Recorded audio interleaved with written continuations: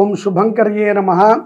వక్రతుండ మహాకాయ సూర్యకోటి సమప్రభ నిర్విఘ్నం కురు మే దేవ సర్వకార్యేషు సర్వదా. ఆదిత్యాయ చ సోమాయ మంగళాయ బుధాయ చ గురుశుక్రః శనిభ్యశ్చ రాహవే కేతవే నమః. గురుబ్రహ్మా గురుర్విష్ణుః గురుర్దేవో మహేశ్వరః గురు సాక్షాత్ పరబ్రహ్మ తస్మై శ్రీ గురవే నమః. శ్రీ మహాగణాధిపతయే నమః. ఆదిత్యాది నవగ్రహ దేవతాభ్యో నమో నమః. అస్మత్ శ్రీ గురు చరణారవిందాభ్యా నమః. శ్రీ శ్రీ శ్రీ గణపతి సచ్చిదానంద సద్గురుభ్యో నమో నమః. కన్యారాశి వారికి జూన్ నెలలో గల గోచార ఫలితాలను తెలియచేస్తున్నాము, శ్రద్ధగా ఆలకించండి.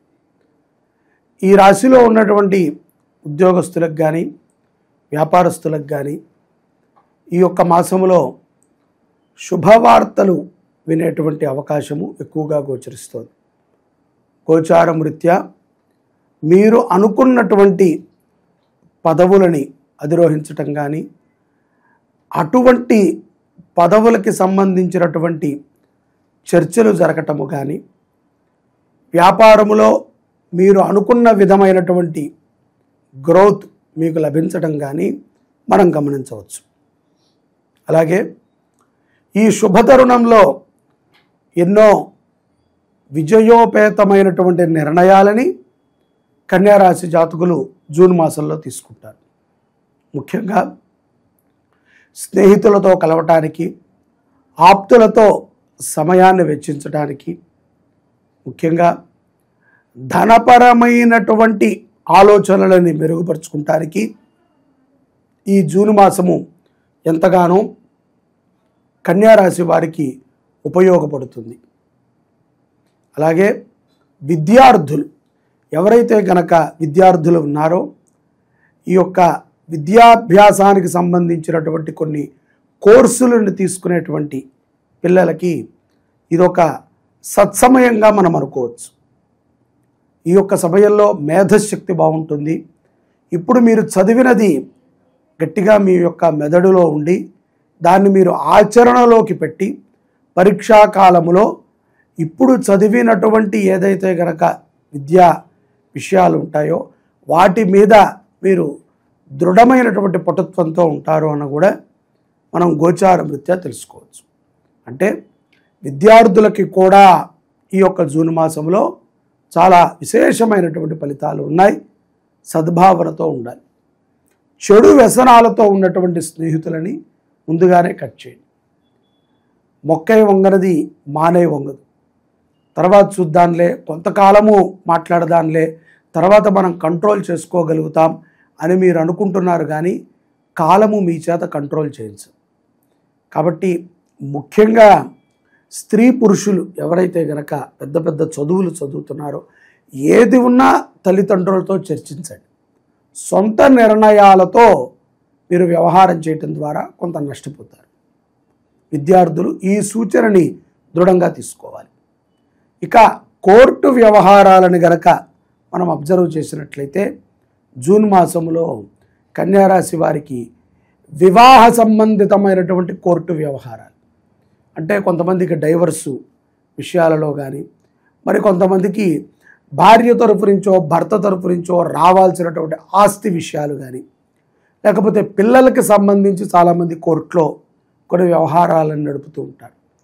అటువంటివి 60% ఫలిస్తాయి, 100% అని మీరు అనుకోవద్దు. ఎందుకంటే ఎక్కడైతే గనక సత్యం ఉంటుందో, ఎక్కడైతే ధర్మం ఉంటుందో అటుపక్కకే మక్కువ చూపుతుంది.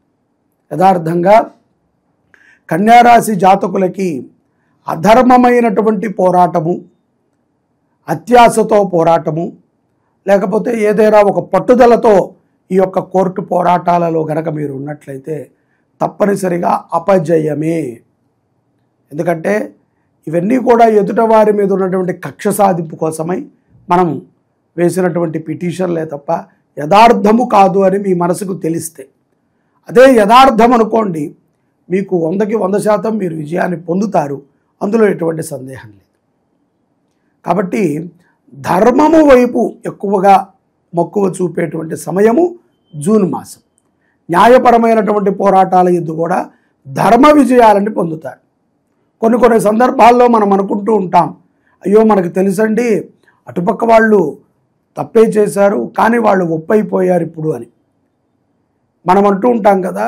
ఏంటి కాలం ఇలా మారిపోయింది, అధర్ములకే రోజులు నడుస్తున్నాయి అని. కానీ ఇది ధర్మపు రోజులు నడుస్తున్నాయి. ప్రస్తుతము కన్యారాశి వారికి ధర్మ విజయము బాగా గోచరిస్తుంది. గోచారం రీత్యా కోర్టు వ్యవహారాలలో కూడా ధర్మబద్ధమైనటువంటి విషయాల యందు విజయాన్ని సాధించగలుగుతారు. ఇక ఎవరైతే గనక అవివాహితులు ఉన్నారో, వివాహం చేసుకోవాలని ప్రయత్నం చేసేవారు, వివాహ సంబంధాలు చూసుకునేటువంటి వారు, ఉద్యోగము స్థిరత్వము లేనటువంటి వాళ్ళు, ఉద్యోగ వేటలో ఉన్నటువంటి వారికి చిన్నపాటి ఉద్యోగములు ఈ పౌర్ణమి తర్వాత లభిస్తాయి. ఏదైతే గనక జ్యేష్ఠమాసములో వచ్చేటువంటి పౌర్ణమి ఉంటుందో, పౌర్ణమి తర్వాత చిన్నపాటి ఉద్యోగముల అవకాశాలు అయితే దొరుకుతాయి. చాలామంది ఇవాళ రేపట్లో ఏముందిలే మనం చదువుకుంది చాలా పెద్ద పెద్ద పిహెచ్డీలు చేశాం, ఇప్పుడు మనము చిన్నపాటి ఉద్యోగం చేయటం వల్ల మనకున్నటువంటి మేధశక్తి పోతుంది, మనల్ని తక్కువగా చూస్తారు అని.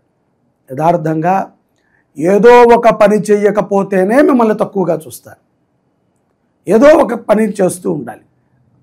సంపాదన అనేటువంటిది 25 సంవత్సరాల నుంచి 27 సంవత్సరాల మధ్యలో మనం మొదలు పెట్టకపోతే జీవితం మీద మనకి ఎటువంటి అవగాహన రాదు. డబ్బుని ఎలా మేనేజ్ చేయాలి, మార్గములో పరిచయం అయ్యేటువంటి వ్యక్తులతో ఎలా ఉండాలి మనకు తెలియదు. తండ్రి ఇస్తూ ఉంటాడు, అత్తమామలు ఇస్తూ ఉంటారు, ఎవరో ఒకరు స్నేహితులు ఇస్తూ ఉంటారు. చెడిపోవటానికి చాలామంది సహాయపడతారు, బాగుపడటానికి ఎవరూ కూడా మీకు సహాయపడరు. దొరకట్లేదండి అని కాదు, ఏదో ఒక పని చేయండి. ఏదో ఒక పని. మైండ్కి చాలామంది ఫోన్లు చూడటము, అనవసరమైనటువంటి చెత్తని చూడటము, ఏదో చేద్దాము అని చెప్పి అప్పులు చేయటము, ఏదో అతిగా ఊహించుకోవటము జరుగుతూ ఉంటుంది కన్యారాశి వారికి. అది వద్దు. ఏదో ఒక పని మీరు చదువుకున్న దాంట్లో 10వ క్లాస్ నుంచి ఇప్పుడు పిహెచ్డి దాకా మీరు చదువుంటే వీటిల్లో సంబంధించినటువంటి వృత్తులు ఏదో ఒక పనిని పెట్టుకోండి. ఒక క్రమశిక్షణ అనేటువంటిది అలవాటు అవుతుంది. ఒక డిసిప్లిన్ అలవాటు అయినప్పుడు ఆటోమేటిక్గా నువ్వు ఆ మార్గంలో వెళుతుంటే నీకు కావాల్సినటువంటి గోల్డెన్ మార్గము తప్పనిసరిగా లభిస్తుంది. అంతే తప్ప నేను బంగారు బాట వచ్చేదాకా ఆగుతాను అంటే వయసు అయిపోతుంది. మనకన్నా కాంపిటీషన్లో చాలామంది ఉన్నారు. ప్రపంచంలో మనకన్నా అద్భుతమైన జాతకులు ఉన్నారు, మనకన్నా తెలివైన వాళ్ళు ఉన్నారు, మనకన్నా తెలివి తక్కువ వాళ్ళు ఉన్నారు, మనకన్నా బాగా డబ్బున్న వాళ్ళు ఉన్నారు, మనకన్నా పేదవాళ్ళు ఉన్నారు. ఎవరికి ఎక్కడ ఎలా అదృష్టం రాసి పెట్టుంటుందో తెలియదు. చాలా ఉదాహరణలు మనం వింటూ ఉంటాం. తెల్లారితే చిన్న చిన్న కూరగాయల మార్కెట్ పెట్టుకుని సూపర్ మార్కెట్ పెట్టాడు అని మనం ఎక్కిరిస్తాం వాడిని చూసి, వీడి బొంద, వీడికి ఏదో తగిలి ఉంటుంది అది ఇది అని. కానీ యథార్థంగా కష్టపడే తత్వం ఉంది కాబట్టి అతను క్లిక్ అయ్యాడు అన్న విషయాన్ని మనం ఒప్పుకోలేం. ఎందుకంటే మనం కష్టపడం కదా. ఎదుటివాడు కష్టపడతాడు అంటే మనం నమ్మలేం. ఎవడైనా గనక ఊడిగం చేస్తే మనకి చాలా హాస్యంగా ఉంటుంది. ఏదో ఆశించి వీడు వాడి దగ్గర బైండ్ ఓవర్ అయ్యాడు అనుకుంటాం. స్త్రీ పురుషుల ఇరువురి ఆలోచన కూడా ఇలాగే ఉంటుంది. కాబట్టి కన్యారాశి వారు, ఉద్యోగాలు లేనటువంటి వారు తప్పనిసరిగా ఏదో ఒక ప్రయత్నం చేయండి. చిన్నపాటి ఫ్రంట్ ఆఫీస్లోనైనా జాయిన్ అవ్వండి. షేమ్ అవ్వకండి. సిగ్గుపడితే జీవితంలో ఎక్కడికి మనం ఎదగలేం, ఎప్పటికీ మనం ఎదగలేం. సిగ్గుపడకుండా ఏదో ఒక ఉద్యోగము మనకి సరిపోదు. నెలకి 25,000 ఖర్చు అవుతుంది, 10,000 వస్తుంది జీతం, పర్వాలేదు కదా. 15,000 మనము వేరే వాళ్ళ దగ్గర తీసుకోవచ్చు 25,000 బదులు. 10,000లో ఎలా బతకాలో మనకు అర్థమవుతుంది. తద్వారా జీవితం మీద మనకు ఒక అవగాహన వస్తుంది, మనం అభివృద్ధి చెందుతాం. అలాగే అవివాహితులు కూడా వివాహ విషయాలలో చాలా జాగ్రత్తగా నిర్ణయాలను తీసుకోవాలి. తొందరపాటు నిర్ణయాలు, ప్రేమ అనటము, లేకపోతే ఇంకొకటి అనటము, ఆ చూసుకుందాం అనుకుంటాము, ఇతర కులస్తుల్ని, ఇతర మతస్థుల్ని ప్రేరేపణ చేయటము, వెళ్ళిపోదాం అనుకుంటాం, తల్లిదండ్రులది ఏముందిలేండి, పిల్లలు పుడితే వాళ్ళు సర్దుకుంటారనుకుంటాం. ఇటువంటి మాటలు వద్దు. ధర్మబద్ధముగా మీరు జీవనం గడిపితే చాలా చక్కటి ఫలితాలను మీరు పొందగలుగుతారు కన్యారాశి వారు. అలాగే శరీరములో కూడా ఈ పౌర్ణమి తర్వాత చిన్న చిన్న రోగాలు అంటుతూ ఉంటాయి.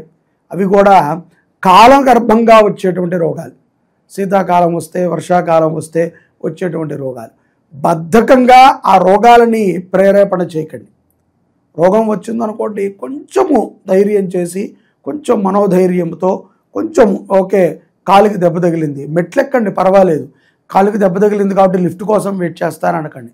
కొంత మీరు కూడా ఆ రోగాన్ని తగ్గించుకుంటానికి మీరు ప్రయత్నం చేయండి.